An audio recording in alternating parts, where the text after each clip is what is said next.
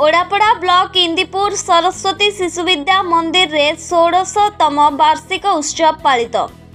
शिशु विद्या मंदिर केवल शिक्षा नुहे संस्कार बौद्धिक विकास रो उन्नत मनीष तैयारी कारखाना। मुख्य अतिथि भावे सांसद रुद्र नारायण पाणी देले योगदान। ढेंकानाल जिला ओडापड़ा ब्लॉक इंदीपुर सरस्वती शिशु विद्या मंदिर 16तम वार्षिक उत्सव पालित होईछि। उक्त उत्सव रे सांसद रुद्र नारायण पाणी मुख्य अतिथि भावे जोग देइथिले। अन्यमानंक मध्यरे नर्भेराम पावर प्लांट रो मुख्य अनंत कुमार मिश्र सम्मानित अतिथि भावरे योगदान करथिले। कार्यक्रम को प्रधान परिचालना करथिले। शिशु मंदिर एक मनीष तैयारी कारखाना बोली बौद्धिक और संस्कार शिक्षा रे सर्वाग्रे रही बोली अतिथि माने मत व्यक्त करथिले। एही अवसर रे विभिन्न कृति छात्र छात्री मानक द्वारा विभिन्न सांस्कृतिक कार्यक्रम परिवेषण करा जायतिला। शेषरे कृति प्रतियोगी मानकु पुरस्कार वितरण करा जायतिला। ओडापड़ारू सुभाष चंद्र साहू का रिपोर्ट, ढेंकानाल न्यूज।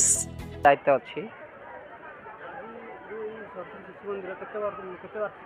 आज 16 वर्ष है। आज प्रोग्राम थिला कोन आज आमर मुख्य अतिथि आसीथिले रुद्र नारायण पाणी सांसद, ढेंकानाल सांसद आउ एसजीएम आसथिले आमर एठिकार स्कोर जो गुणिचाबड़ार जो कंपनी अच्छी आउ सम्मानित अतिथि आसथिले राजकिशोर भाई आसथिले आमर ए जो जिला परिषदर 3 नंबर जोन आउ आमर ए गाँव जे इंदीपुर पंचायत आसथिले सरपंच आसथिले ललिता साहू सम्मानित अतिथि आसथिले आउ विजय भाई भी आसथिले यूनियन जो अच्छी आमर एम्प्लॉई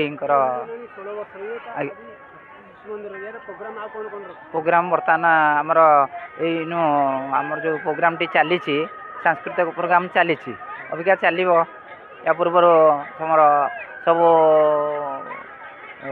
अतिथि अधिकारी द्वारा प्राइज दि जाइए।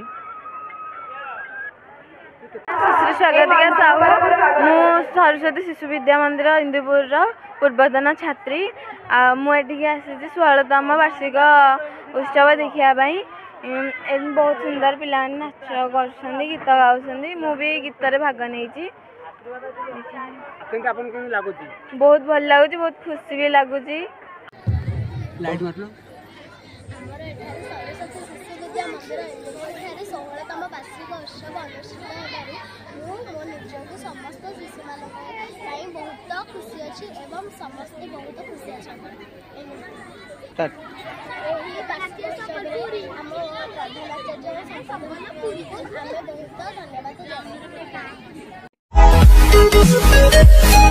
धन्यवाद।